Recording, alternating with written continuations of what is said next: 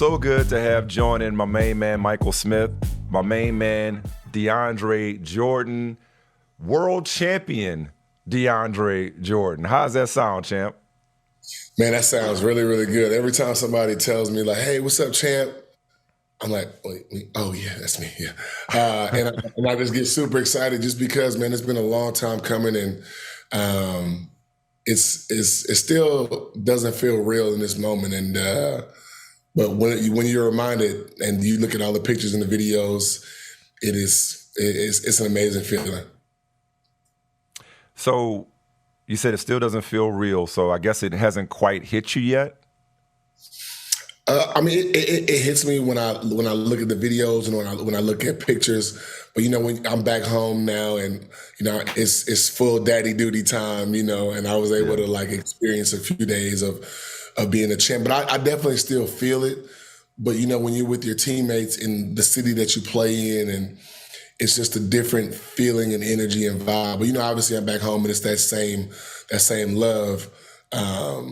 But it's kind of like, hey, get back to your family life and the boys in the summer, and that's all they care about is it's summertime. So we're enjoying that.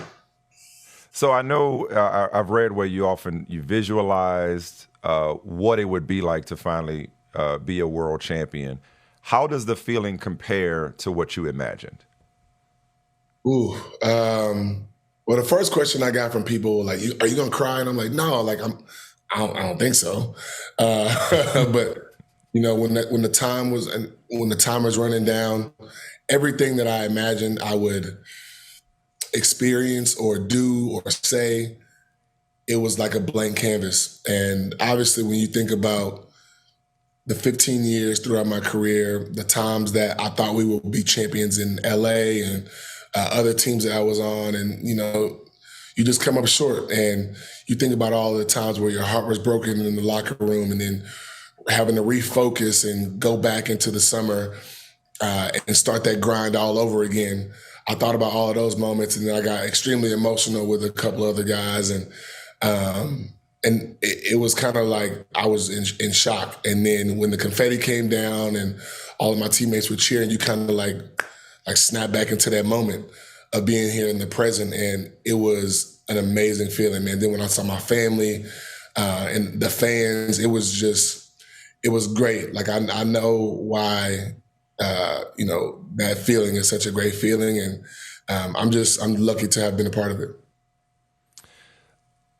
I want to stay in that moment and talk about just that, like staying in the moment and being present in that moment. I know that's a big part of how you live your life, but I know that was also going into this run and going into the finals. You really wanted to be cognizant of that and being in the moment and being present. Like, what moments were especially profound and powerful once you guys won the franchise's first championship, your first career championship? Do you remember any moments that really stood out that you were super present in, that you'll never forget, that you'll always hold on to?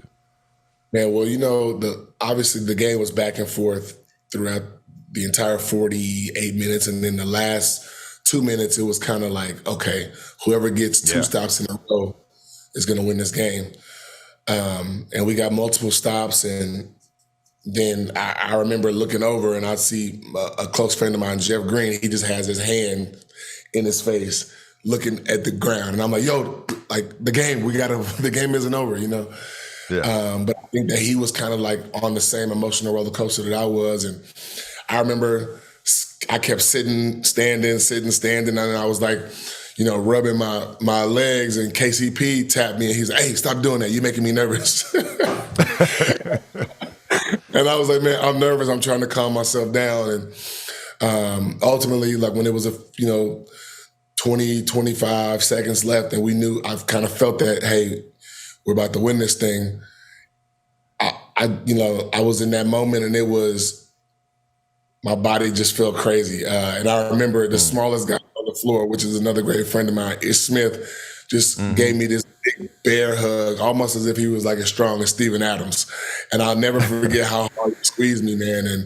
And it was, at that moment, you grind with these dudes, and to see these grown men extremely emotional for something that we dreamed of as little boys.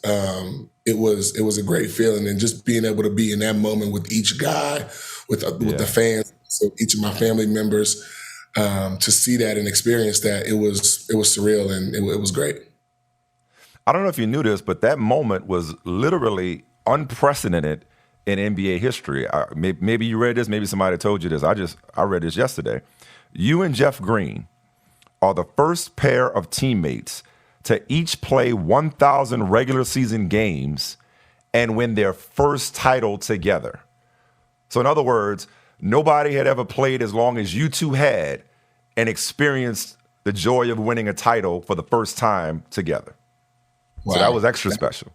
Man, that is extremely special. Like I said, Jeff is one of my greatest friends, and we played on two teams previously with the Clippers and then with Brooklyn.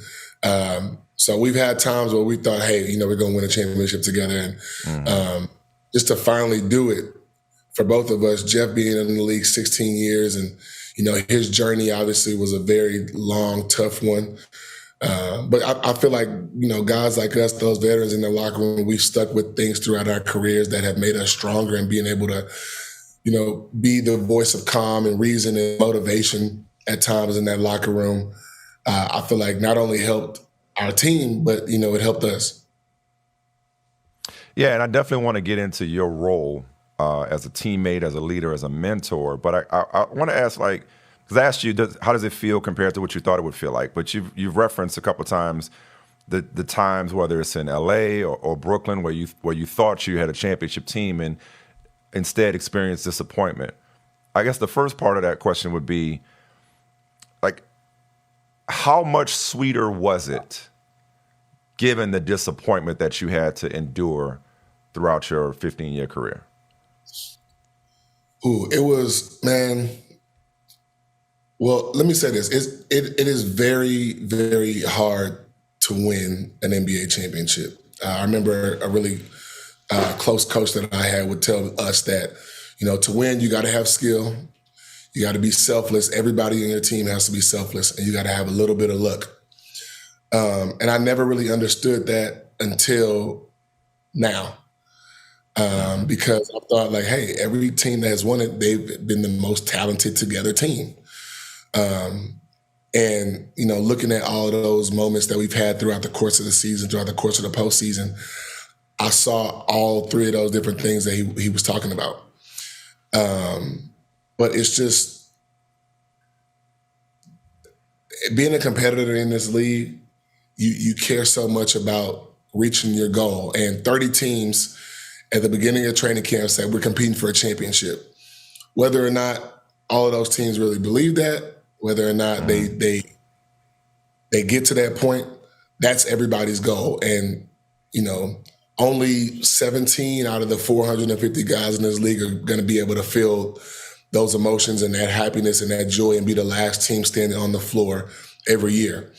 And, there are a lot of heartbroken teams and guys that have to experience that as well. So just being able to go through that for 14 years and then finally, reach the pinnacle of my 15th season, it was amazing, man. I appreciated every moment and every heartbreak feeling that I went through in that locker room after we would lose a playoff series, and to finally go in the locker room and see the plastic up and the champagne and tear the locker room up like crazy, it was all worth it. And I also wonder, so you had a very unique role on this team that you embraced. And again, we'll get to that. But, when you look at in LA in particular and the promise that those teams had and the role you played, a significant role you played in those Lob City Clippers or what have you. It's was this championship for that DeAndre as well, if that makes sense? Because you didn't play as much on this team, and yet it's your championship all the same. You know what I'm saying? So, yeah. But whereas before you were obviously, one of the big three, one of the major players, but weren't able to win it. So did it feel like there was some closure winning it, even in a supporting role cast for all the years where you weren't able to win it? Am I making sense? Yeah, I believe so, man. I think that because I had so many talks with Jamal, Aaron, KCP, Mike, guys Bruce, Christian Brown, Jeff, guys who were, played a ton of minutes for us throughout the postseason, and just giving them tips and pointers throughout the course of the game on off days about how I thought that the other team would respond to what we're doing. And that was just me doing what other veterans would do for me when I was. You paid it forward.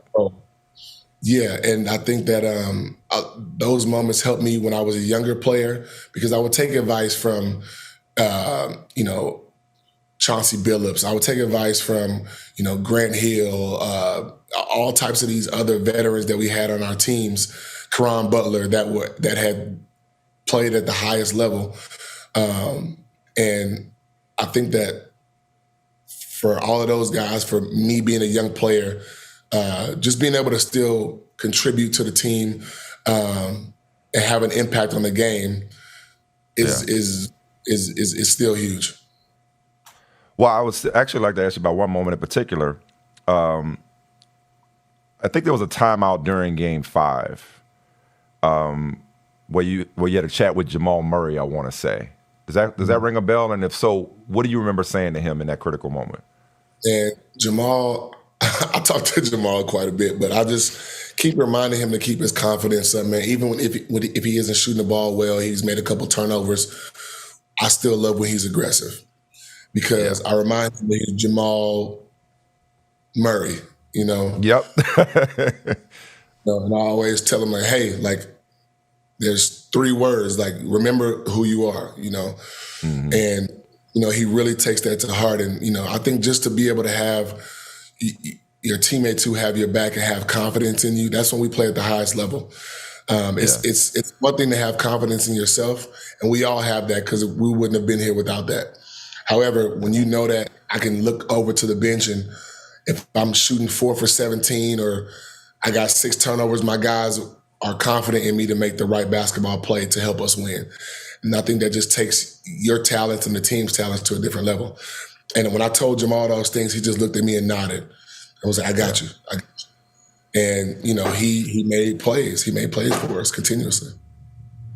A couple more things on this subject before we jump in the way back machine. Like, winning this championship finally, how much did it make you wish even more that you were able to get it done with with LA in Lob City?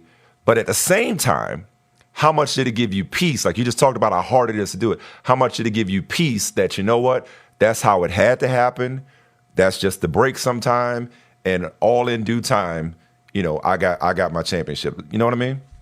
Yeah, I agree. I agree with the second half of that. I think that it was supposed to happen like this. I was supposed to go through this journey and go through ups and downs in my career. Miss it by a little bit, just to be able to appreciate this moment even more. With that said, I would love to have won the championship with the team who drafted me, where I spent the first 10 years of my career with guys who I believe helped me take off in my career and excel at the highest level. And I think that it's funny, because on that team I got a lot of individual personal accolades, but never was able to achieve a collective team one. But to be able to go and do something team and not do any individual accolades, it's kind of like the reverse. And I'm happy that I was able to, like, complete everything in my career that I wanted to. Thinking that. Yeah. I was just thinking that word. You took the word, that word complete. There's something complete about your contributions throughout your career. That's real interesting. Well, let's go way back, man. We getting old, or I'm getting old. It feel like just yesterday you got drafted. It's 15 years. It's 15 years. 15 years since you were taken in the second round. No grays. I'm still jet black over here. But no Beijing? Maybe like underneath. Maybe like under here some gray. But I keep it. Okay, I'm about to say, is that natural jet black, or you got some? Oh, that's natural. No artificial flash. I'm just, hey, look, no judgment either way. You want to do the Carlos Boozer thing? That's on you. You know what I'm saying? But it's been 15 years since you went in the second round of the NBA draft. You were projected, I believe, to go in the middle of the first. What do you remember about your draft night experience? Oh my gosh. At that time, I thought the world was over. Because I had got invited out to the draft and, all of these things, got promised by a few teams. And then Who promised you? I don't want to put those guys on blast, but I remember the teams every time we played them. Yeah. So yeah, I don't like those teams. But anyway, yeah, and when I got there, my entire family was there. And, I remember sitting next to a few other guys like Mario Chalmers and Joey Dorsey and Nicholas Batum. I remember that vividly. And, I told and numbers keep getting called. I'm hearing, hey, okay, this is the pick. They said they're going to get us, boom. I would hear somebody else's name get called. And, as a 19-year-old, you kind of like, emotions are very high at this time. And I remember telling my mom, like, hey, like, if I don't get picked in the second round, in the first round, I'm leaving. I'm just going to leave.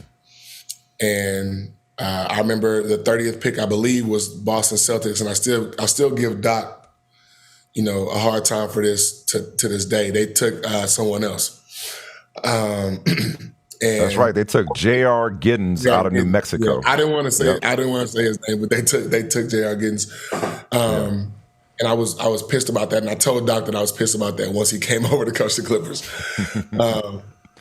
And I remember getting up. I was like, hey, we're leaving. My mom was like, you sure? I said, okay, I'm leaving. So I remember walking out because I was like, I'm just go back to the hotel, and if somebody calls me, somebody's calling, but I can't sit here because I'm going to lose it, and I don't want to be on camera like that. So I remember the lady by the name of Krista Chin, who is, still like a, big sister, aunt kind of role to me to this day, because she was in charge of like taking care of the guys who were 21 and younger. And she said, don't leave. And I said, I'm leaving. I can't do this. I'm leaving. She said, trust me out. And I just stick it out. So I ended up staying. And then, 5 picks later, the Clippers drafted me at 35. And I was extremely excited to be drafted, but I was also pissed because I was like, I know I'm better than 35. But as I got older, I just realized that it was just a number. And, at that point in your career, they show you all the second round gems that have been successful in the league. And I was like, I'm going to do that. And I'm going to do that and more. But it was a great situation for me. I wouldn't change it because I was able to go to the Clippers, who were, still building and had young guys. And then we ended up getting Blake the next year, and then we took off. So everything happened for a reason, I feel like, in that moment for me. Yeah. No, that's beautiful. Were you ever given an explanation, about why you went to 35? Okay. No, I was not. And at that point, I wasn't even worried about it. I just was like, hey, you know what? This is the hand that I was dealt, and I'm going to take advantage of it. And, I ended up going to a team with a ton of vets, like real old school vets that I'm still, great friends with to this day. Like Marcus Camby was a vet of mine, Baron Davis, Tim Thomas, Katino Mobley, Ricky Davis, Zach Randolph. I had Jason Hart. I had like vets. Those guys really like helped me become disciplined and like listen to what they had to say. And I couldn't thank those guys enough. Although I was like also a little afraid of these guys too. So I was like, I got to listen anyway. I was just about to ask because you were smiling when you said vets. That smile said you got stories. Because in the locker room with Zach Randolph, Ricky Davis, Baron Davis, like you got to have some stories as a rookie on that team. And I still like. This was different times than now. You know what I mean? Yeah, so it was going on, store runs, picking stuff up, going to get guys food before the games, making sure that the Krispy Kreme donuts were hot and fresh before shoot rounds. Like Marcus Camby, who's like a part of my family at this point. I remember I would have to get him a half a dozen regular glazed and 3 raspberry filled because his daughters like the raspberry filled donuts. And those go hard. Baron Davis, I had to get a vanilla chai latte with oat milk or something like. So I still remember those guys' orders, which is crazy to me. You know what I mean? But that just was a part of my life at that point. That's good stuff. So I don't know if you knew this. Giving you another stat from that 2018 draft, 2008 draft. I beg your pardon. You have played more games than anybody in that draft, except for Russell Westbrook. So talk about things working out the way they're supposed to, happening for a reason. But I wonder, you mentioned those teams that you never liked and maybe still don't like, that promised you but passed on you. What did those teams that didn't draft you miss about DeAndre Jordan? Man, everything that I did in my career, and more. I think that it's hard to judge a 19-year-old kid who has upside, So I believe that, people are drafting for their jobs too, So I don't fault them for that, but still it was great motivation for me as a young player, because as a young player, you want to believe that everybody in the world is against you, and that's what pushes you to work extremely hard. So for me, that helped me. But I will say that every time I would look at all of my accomplishments and I would think of those teams who told me, hey, we're going to take you if you're available at this pick, I would think, hey, like, I play y'all for sure, it's going up, But I would be like, hey, like, I could have done it in that uniform or, with those guys on that team. But I'm so happy that I wasn't drafted to that team, because I was able to do it with a group of guys who I ended up calling brothers after 10 years spending time there. I'm Googling while we're talking, because I'm trying to put two and two together. Who was Brandon Knight playing for when you baptized him, and was that one of them teams? Did you take it out on him? Is what I'm trying to. Was he with the Pistons at the time? It was with the Pistons. I'm like, wait a minute. Okay, yeah, that was the Pistons. March 10th, 2013. Did the Pistons promise you? And is that why Brandon Knight had to get that smoke? Nah, that had nothing to do with. That was just okay, cool. Like, people ask me about that play a lot, and honestly, like, I didn't even see Brandon, man. Like, I just was making eye contact with Chris, and I didn't know he was there until like our bodies hit in the air, and like I remember that because I was like, I heard boom, and I'm like, oh man, like I looked down to check on him, and then CP pushed me, and then after that I just kind of blacked out, and then like forgot about him. But yeah, that was. The thing about that is I was more excited at that point in my career because I made the free throw afterwards. So I was like, oh, that's the cherry on top, because at that point I was like, I was very scared to go to the line, So right. Yeah, it was good. That will go down in history as one of the nastiest dunks of all time. But I wonder, usually, the artists, you'd be surprised what they think is their masterpiece, right? What is your all-time favorite dunk that you've achieved? Your best poster. Oh, that's tough. Ooh. I got a nice collection, Michael. You do. That's probably the most famous one, man. I will say that one was pretty good. I've had a couple in the Garden, which were great. And I had one in Memphis that was really, really good when we were playing against those grit and grind teams. So it was a physical game the entire game. So one of those two. When you look back at those Lob City years, man, what would you say is the lasting legacy of that group? Y'all obviously didn't win a title, but certainly gave us a lot of memories, which we'll get into, a lot of highlights, which we're talking about. But I think from the outside looking in, a lot of people think of that group for what it didn't accomplish. How do you view those years with your teammates? I don't look at it as a negative time at all because, I believe maybe a couple years before us, the Clippers made the playoffs with like Sam Cassell and Sean Livingston and Elton Brand and those guys. But other than that, when we were there and before, the Clippers were not doing anything successful as far as I can remember as a player when I got there. I believe that we changed that culture. Having continuous winning seasons and making the playoffs and, not having as many Laker fans at our home games when we played the Lakers. We changed the culture and the energy, and we made people proud to be Clippers fans. I believe that, and that's something that can never be taken away from that team. We changed a lot of different things about the name of the Los Angeles Clippers. Well, a big change, I'll say it, was obviously ownership. What do you know about this series, by the way?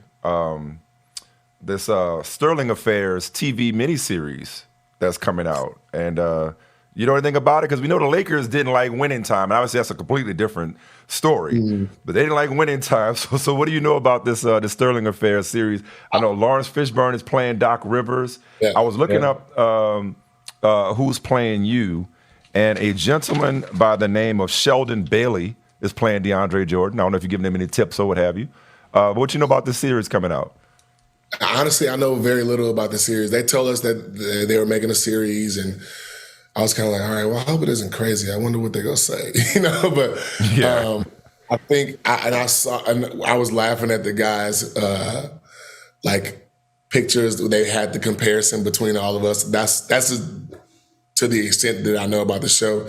And I remember we were giving Blake a hard time. Like, this guy, like, look at Blake's picture. Like, but I think the guy that they got the closest was probably Matt Barnes, like the guy who's depicting him. And I think, I believe that Matt knows a little bit more about the storyline, but I'll definitely watch it just to see and, kind of, go back into some of those memories and see like how much of those that they got right or wrong, or and just probably have a good time with it. Hopefully, we'll see.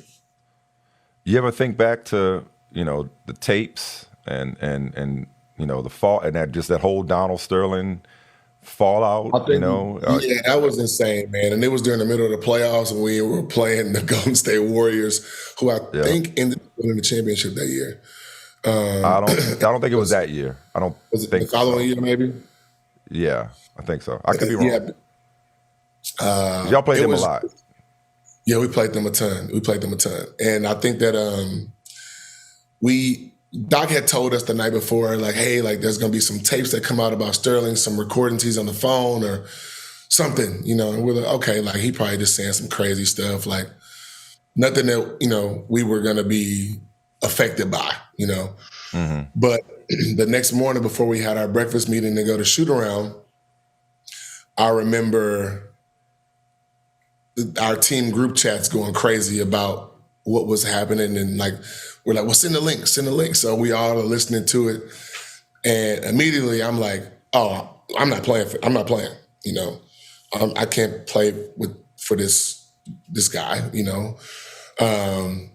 And we went to shoot around. We went to the breakfast meeting. We're all having talks about it, and I remember, Doc just telling us, stories about, his childhood and him growing up, and he was like, DJ, why you still got a scowl on your face? What's going on? I said, Doc, I'm not playing. I don't feel comfortable playing like nothing's wrong, And we looked at JJ Redick at the time, who was probably the only white guy on our team, and he told us, and I love JJ to this day for what he said. He told us, hey man, like whatever you guys want to do, I'm going to do it because you guys are my brothers. If you guys don't want to play, I'm not playing. And I'm so happy, and I'm that a guy he had our backs, and that was what the team was all about. And we ultimately ended up playing because Doc told us something that was important. He asked us a question. He said, hey, when you guys were growing up and you wanted to be in the NBA and you wanted to do all these things, did you ever say that you wanted to win a championship and you wanted to work really hard for the owner of the team? And we all were like, no. Like, well, who did you want to do it for? And everybody was saying we wanted to do it for ourselves, for the team, for the coaches. And he said, well, that's what we're doing it for. So that kind of changed everybody's moods, and we ended up going in there. And I remember we saying, hey, man, I thought that we were going to either blow them out or they were going to blow us out because of the emotional roller coaster that we had been through. And it went one way, but it wasn't in our favor. So, that series was great, man. And it was a very you know, drastic time during our careers. And shortly after that, we got what I thought was one of the greatest owners in sports, Steve Ballmer. And he kind of completely changed the narrative, the energy of that franchise. And he brought a young energy to the Lob City days that we had. And that was just extremely amazing to be a part of. What do you think, going back to that Sterling situation, like what do you think is the lasting legacy for you or even for the league of that chapter? I thought that Adam did a really good job handling that situation, because I don't believe that there's any place for bigotry, racism, what have you, in our league. The game is such a beautiful game, and there are people around the world who love and play this game, and they look up to a lot of the players in our league and the things that we're doing and how the league is changing, even internationally. And I think that, you know, when you bring negativity into the league like that, it's not a place for it. And I think that was like Adams. He had just began to. Yeah. So I think that was probably one of his biggest tests, and I think that he handled it perfectly. Yeah, definitely a watershed moment. And we could stay on that all day. But I got to ask you, speaking of things that should be made in the TV series, like, so Twitter's awful now. I barely tweet. But you want to talk about memories? I will never have more fun just reading Twitter than I did in 2015 when your teammates held you hostage at your own home. In my own house, by the way. So let's just right. I mean, the emojis. I mean, it was so classic. And for those that may not remember, you know, you were gonna go to Dallas, sign a 4-year, $80 million deal with the Mavericks. Your teammates all descended upon your home in Houston. It was like, nah, like you're not, and you ended up staying with the Clippers. But I need you to do me a favor though, like, there got to be some untold stories from that house, because I've read, you've said since that it was more fun on the outside than it was on the inside. It wasn't all that on the inside of the house, that we was having more fun online. But like there had to be some cool stories in that house going on. Yeah, it was a great time. I remember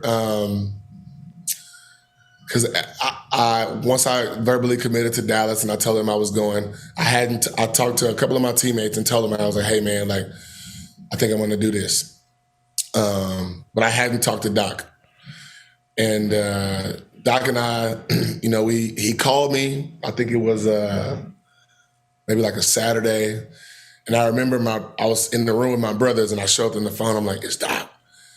And my one brother was like, uh-oh. So I'm like, I'm going to answer, you know. So Doc and I are talking, and he was like, I needed some time just to kind of collect my thoughts. And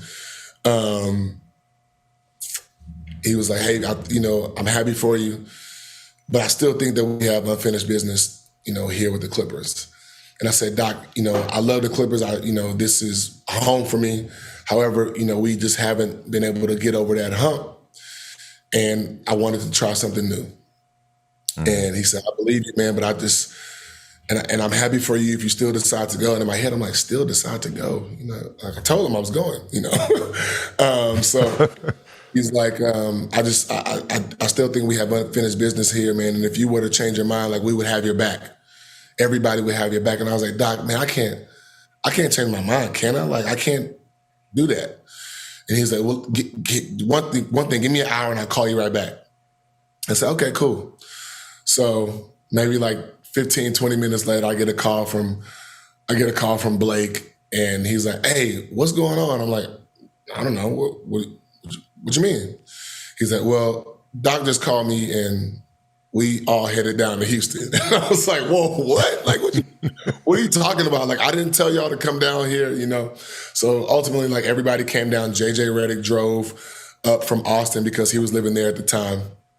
Chris came on the banana boat or from the banana boat. From vacation, which I was like, oh man, now I feel like this, like, prima donna, like, I wasn't trying to get that attention. I just was like, hey, like, I'm gonna do something different because, you know, whatever. Yeah.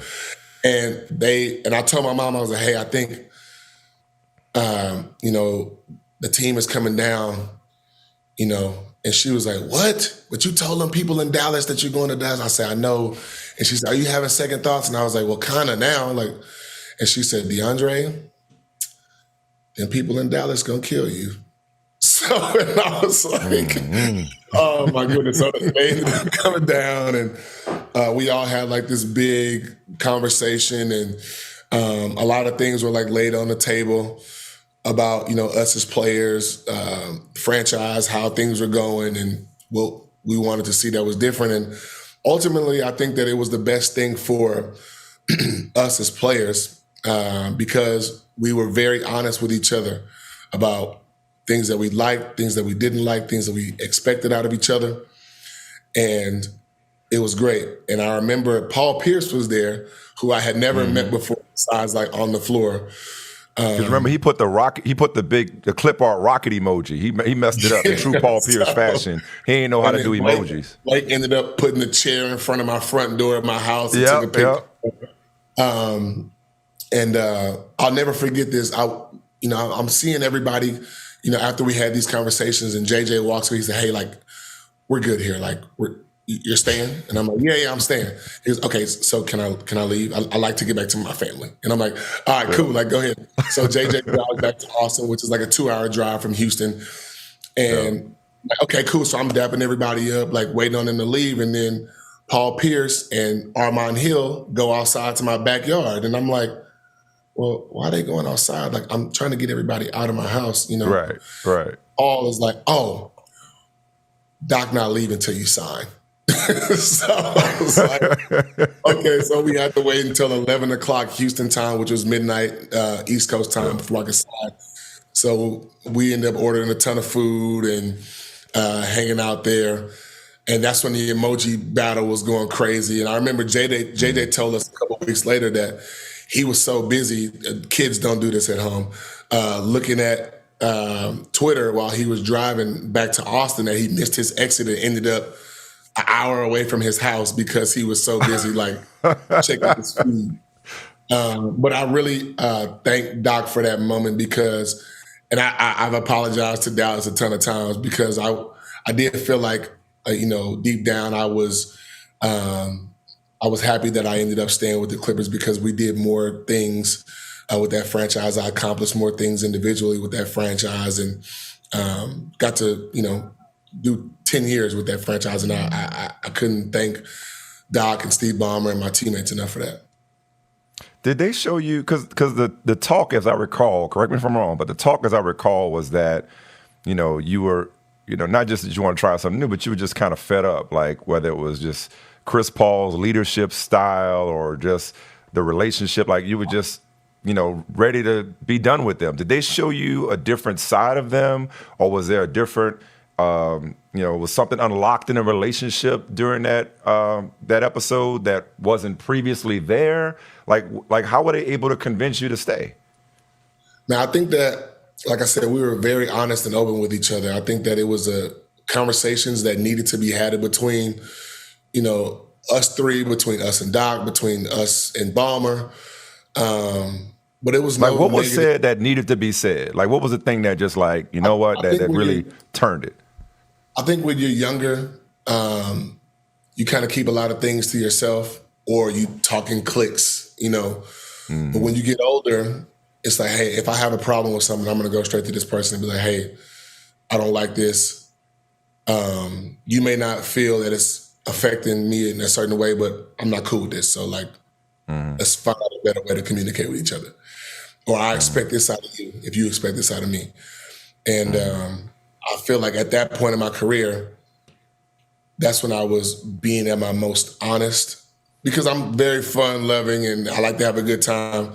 However, I was pissed that we kept getting to a certain point and not advancing to the next level and reaching the goals that we wanted to reach. But those conversations, like I said, I'll keep those private, just because like they were very private conversations, but they needed to be had. And I'm happy that, Blake and Chris and those guys were able to have those conversations with each other, with me, about those things because I feel like it brought us closer together as teammates. So, want to fast forward a little bit, and I'll ask it this way: are you more surprised that you didn't win a championship with the Lob City Clippers or the Brooklyn Nets? You've been on some talented teams. Like, which one was more of a surprise / disappointment that y'all weren't able to get it done? I would say the Clippers. The Clippers, just because we had so much time together in Brooklyn, it was just a couple years, and there were so many moving pieces and parts and injuries and coaching changes. It was a lot, but I feel like with the Clippers team, we had more structure for a longer period of time, and those were the days where we all were playing like prime basketball in our career. So. Yeah. I think I'm a little sad that I didn't win it there with those guys. How would you describe the Brooklyn experiment? It was exciting for me because I had just gotten traded from Dallas, and with Kai and KD, like it was an exciting thing to do, and I knew they had guys like Karis LeVert, Spencer Dinwiddie, Jared Allen, who I thought was like a really, really, really good, smart, athletic, up-and-coming center. And I was like, okay, cool. Like, if we can make it work, hell yeah, I would love to figure this out. And, KD was obviously, in Golden State at the time. And, eventually we were going to find out that he was going to, tear his Achilles and all these different things. But, talking to those guys, I was extremely excited about that opportunity. And, I don't regret a second of being in Brooklyn with those guys because it was something that we were able to, talk about and create and manifest and ultimately do. But I won't say that it was the experiment was a failure because I was able to play with, two amazing future Hall of Fame players and friends. So it was. It was a great time, and I got to experience New York, and those fans in Brooklyn were amazing. So I thought that it was a really fun and cool time. Yeah. Just in the interest of time, just kind of consolidating because after the Clippers years, you had to stop in Dallas with the Knicks. We mentioned the Nets, the Lakers, and Philly. Like, how would you describe, I guess, that sojourn, that that period in your career where you're moving from so many different teams?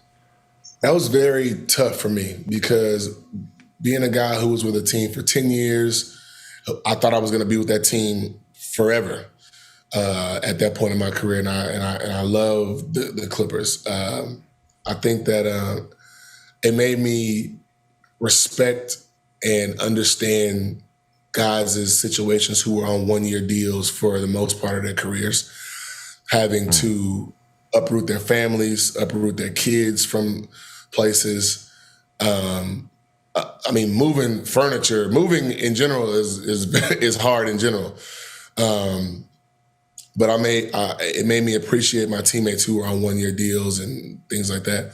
But it was tough for me because I'm like, man, I'm not used to being on a different team every year. Like it was a strange, bizarre feeling for me.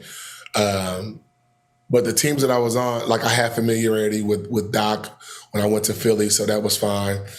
And then when I went to the Lakers, it was a very weird time just because I was like, man, I played with the Clippers for so long, and I hated the Lakers when I was with the Clippers, so just didn't make it was weird, but it was at the time I felt like it was a great situation to be able to play with guys like LeBron, AD, Russ, who's a really, really, really good friend of mine. And all of these other players who were on this team, and so it was fun because I had experiences or old teammates on teams or guys who I would have loved to play with at that time. But when I finally got to Denver, it felt right. And how did those years kind of shape? And you alluded to it just now, but I'll ask you just more directly. Like, how did they shape the teammate and the leader that you are now and would be for the eventual world champion Nuggets? Like, in other words, like, did you have to make all those stops and go through all that change and experience all that change, those different settings and locker rooms and circumstances and, disappointments, shoe size, too big for KD, you know what I mean? Or else y'all have been in the conference finals that year. Like, all those different things you went through, how did that get you to the person and the teammate that you are now and that you were for Denver this season? Well, I think my entire career I've been very vocal, and I owe a lot of that to Marcus Camby, because he was a guy who I remember would tell me that, hey, you got to memorize every team's plays, communicate them to your teammates. So that helped me be more vocal, and then it also in turn helped me be more vocal in the locker room. So I feel like all my career I've been able to do that, but I was able to do it different ways, like as a starter, as an all-star, as these different things, and then as a guy coming off the bench, and then the guy that didn't play a lot, and then to a guy who was like, strictly in situational times during the games. But it definitely helped me be able to be the voice of reason during these times on different locker rooms that I was in. And for some reason, guys responded to it and they respected it. So I felt like I needed to do it more to help our teams excel. Yeah. The Joker, man. Like, you play with a lot of superstars, Right. Like, what is he like from the inside? Nikola is an extremely talented, smart, dominant ball player. But he's also a very funny, selfless, caring human.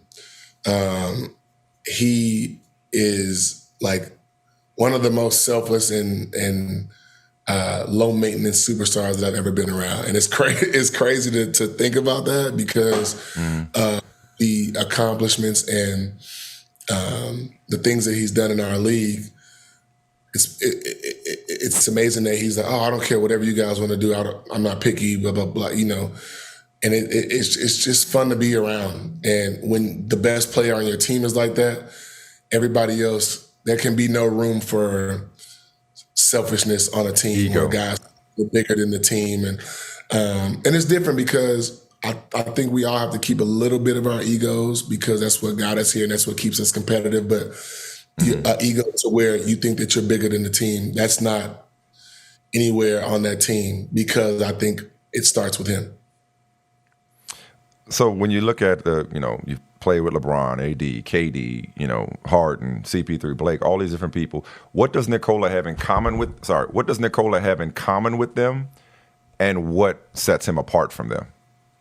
I think that their athleticism is all pretty much the same. I'm about to say, I don't know a lot of people would have said that. No. Oh, that was sarcasm. No, I didn't pick it up. Yeah. But no, I think that Nikola is, he's different. Like those guys, I don't even think you can compare all of their greatness and because they all do something that is, has made them who they are on the floor. However, just to see it night in and night out from a center is crazy. Like for our center to, at times lead us in points, rebounds, assists, his assist to turnover ratio, like it's insane. And I think that, also Nikola could have 50 points every night if he wants to, but he makes the right basketball play every time, whether it be, hey, I'm getting double teamed and MPJ is open, this is the right play. I need to make this play to him. And he's like, okay, they're doubling me tonight. Tonight I got to pass. Okay, that's fine. I'm going to do whatever the game is telling me I need to do. And that I think that is because he could force shots. He could get his points and be done with it.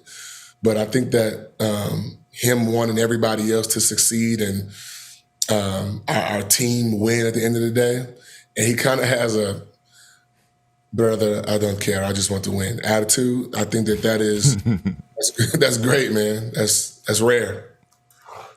Well, everybody talk about they want to get to know him, and he doesn't have personality. Y'all just had to get him to the parade. Y'all just had to get him a championship for him to let his hair down because he looked like he was lit. Like he looked like he had a good old time.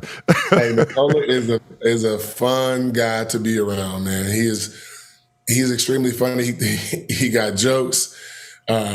He dances. Like Nikola's a great guy, man. And I think that you only get a glimpse of that in interviews when he decides, like, I'm going to be funny tonight, because that's like nonstop in the locker room, on the bus, when we go to team dinners. That's just his personality, but it's funny how he can turn it and like give you nothing, And I think that's something that he does on purpose, because I think he wants to keep those things separate. But it's good. I'm as long as he's his funny self in the locker room when he's around us, I'm cool with it. So, like, we saw him throw Jamal Murray in the pool, and we saw, some of the highlights from the parade. Like, what was your best Nikola moment post-championship? Like, during the celebration, did you have any moments that stood out to you just watching him take it all in? Man, you know what? The parade was a blur. I saw you get off the fire truck. Yeah, I was on the police. You were a man of the people at some point. It was a blur just because I was so excited, and there were a lot of liquid beverages on our floats, so it was very, very fun. But I remember in the locker room, Nikola is a very big individual, so he wants to pick people up all the time. That, pouring champagne all over each other, like, that was just, I'll never forget that moment, man. Like, seeing those things, other guys, other teams experience that moment, and just to be in it yourself, it was great. But we had a great, great time, and we brought Serbian party ways to those times. That smile says it all. Like, you had champagne before, you've had cigars before, but like, how good does that champagne and cigars taste in that locker room and in that celebration? It's sweet. It is. It tastes like heaven, man. It's great. It's I remember posting something. I was like, never would I have thought that I would love the fact that my hair smells like champagne and cigar smoke. But it's the best, because when like, oh man, I was in this place all night, I smell like this. But if I know that my hair smells like cigar smoke and champagne because I just won an NBA title with my brothers, I'm gonna embrace that. Walking around like, oh yeah, this is it. Like, this is it. That moment, it was amazing. Speaking of people that are like, and I knew he was sarcastic from press conferences. Michael Malone, like, that's my coach now. Like, he's my, like his performance. He was the MVP. Nikola Jokic might have been the MVP of the finals. Michael Malone was the MVP of the parade, as far as I was concerned. I look at him in a whole different light now. We're getting him a trophy made, man. He was in rare form, and I think that it's that Irish blood, man. He he was in rare form, man. He had a chain on, hat to the side, glasses. He was just, we gonna run that shit back. We run that shit back. I was like, whoa. Yeah, man, like, that was crazy. Like, and my voice is just now starting to come back to me. Everybody else, nobody had voices, so it was just, we did it the right way. And I think that coach was just embracing that moment, man, because for a lot of us, that was our first time doing that. The only person that had done it was KCP. And, not to say that his time in the bubble wasn't special, but he didn't get a chance to do a parade. He didn't get a chance to. True. So, like, I feel like we all experienced that thing for the first time. And we were like kids in a candy store, including the coaches. And like, whatever anybody wanted to do, we embraced it, because it's like, hey man, like, this is our moment. We're on the top of this pinnacle. We're on this stage. Let it rip. Speaking of coach, I think I read where he wanted you to join the summer league coaching staff. You gonna take him up on that? I may go out there for a game or so. I don't think I'm ready to coach just yet. My patience isn't there. Okay. Just Okay. Because I was gonna say, DJ, like I saw a picture of you, and you were standing up, and it just, it said coach. The picture, the image of you, just I was like, I mean, he looked like a coach. The way it's just the way you were standing. I've heard that a ton. I think I need some practice. I may go out there with the guys for a game or two just to kind of like, do what I do when I'm playing, give pointers, give tips, and just be in the huddles a little bit. But yeah, I don't know if I'm ready and qualified at this moment. Do you still feel like you have more to accomplish as a player? I'm still competitive about the game, and I still want to be able to contribute.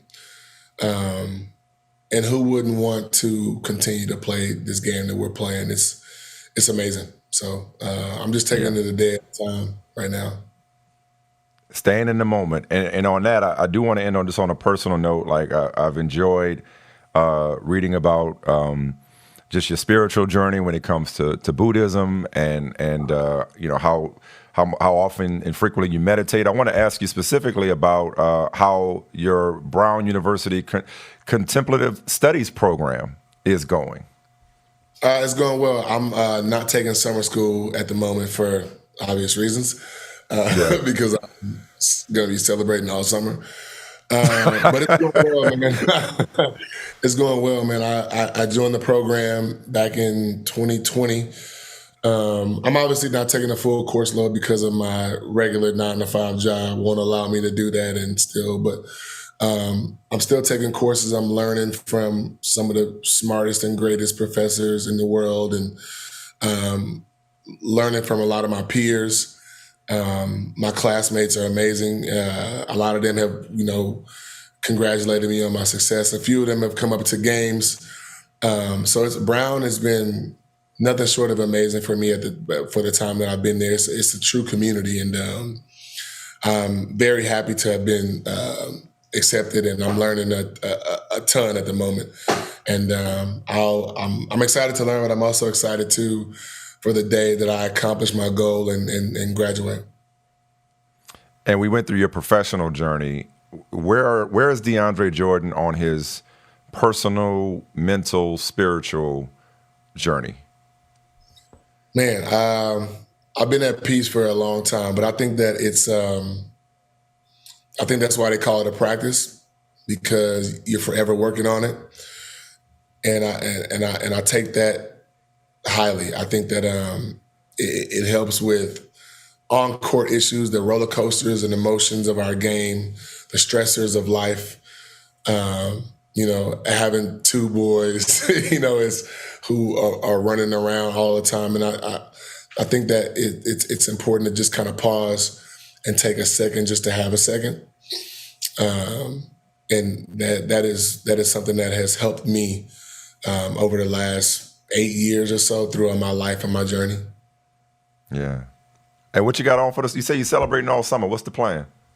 A lot of golf, a lot of guitar lessons, and a lot of whatever my boys want to do. Probably pool. We've been in the pool quite a bit since I've been home. But yeah, it's I'm enjoying some personal time and then family time too. Well, whatever you're gonna do, DeAndre, you get to do it for the first time as a world champion. Man. Congratulations, man. Thank you so much, Michael. I appreciate you, man. Thank you. Hey, thanks so much for kicking it with your main man, Michael Smith. Be sure to subscribe to this YouTube channel, but also subscribe to the podcast wherever you get your podcasts. Rate it, review it, tell your friends about it. Oh, and be sure to follow me on social media.